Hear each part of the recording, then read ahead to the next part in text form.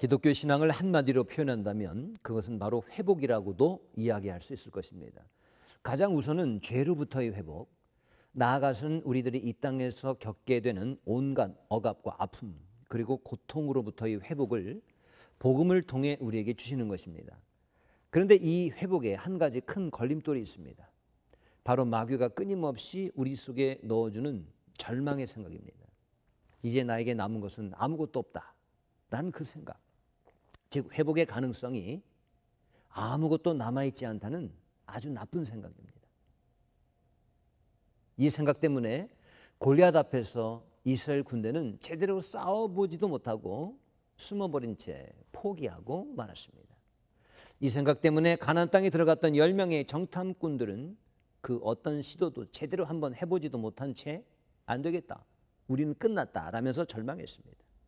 하나님께서는 그의 백성인 우리 그리스도인들에게 이런 생각을 먼저 몰아내라고 말씀하십니다. 열왕기하 4장의 말씀이 바로 그것입니다.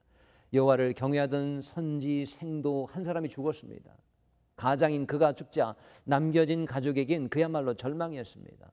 더구나 고리대금업자가 찾아와서 두 아들을 빼앗아 노예로 삼겠다고 합니다.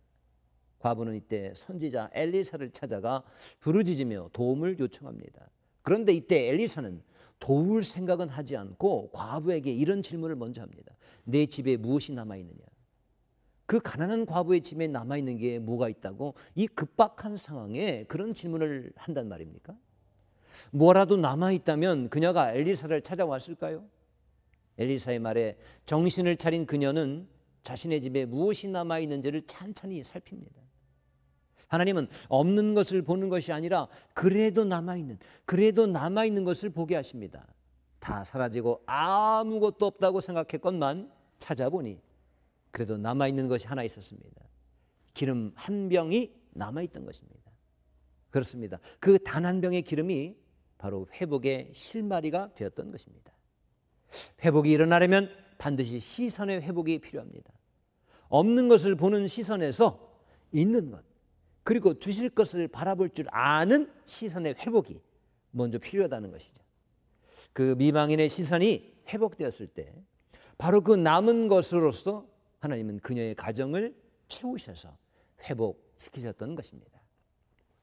열왕기상 19장에도 아무것도 남아있지 않다는 절망의 시선에서 벗어나는 엘리야의 이야기가 나옵니다. 로뎀나무 밑에서 절망했던 엘리야의 영적 침체의 근본 원인도 바로 나에게 아무것도 남아있지 않다라고 보는 그의 시선이 문제였습니다. 그래서 그는 하나님께 항변하죠. 오직 나만 남았거늘. 이렇게 10절과 14절에서 두 번씩이나 반복합니다. 하지만 사실은 엘리야가 잘못 봤던 것입니다.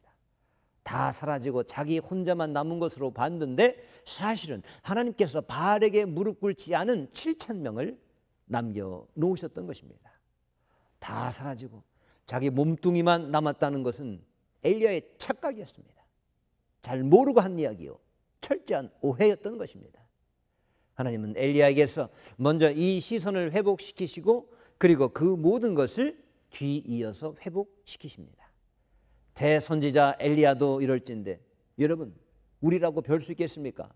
우리는 또 얼마나 자주 아무것도 나한테 남아있지 않다라면서 포기하고 살까요? 지금 이 시간에도 나 혼자만 이 땅에 홀로 외로이 있구나 라고 한탄하면서 포기하는 인생이 또 이 땅에는 이 시각에 얼마나 많을까요? 여러분, 절대로 그렇지 않습니다. 다 사라진 것 같아도 우리에게는 가장 강력한 도구인 기도가 남아 있습니다. 우리에게는 그 모든 것이 다 사라졌다 할지라도 구하고 부르짖을 수 있는 기도의 권세가 있다는 것을 여러분 결코 잊지 마십시오. 세상 사람들과 우리가 다른 점이 바로 이것입니다. 세상 사람들은 문제가 생기면 먼저 불평부터 합니다. 그리고 실망하다가 분노하면서 누군가에게 책임을 전가합니다. 하지만 우리 성도들은 그렇지 않습니다. 조용히 기도할 수 있습니다. 기도를 외면치 아니하시는 하나님을 의지하면서 결코 허둥대지 않고 제자리를 지키는 것입니다. 과부처럼 기도의 기름을 가득히 우리 삶에 채울 수 있기를 주님의 이름으로 축복합니다.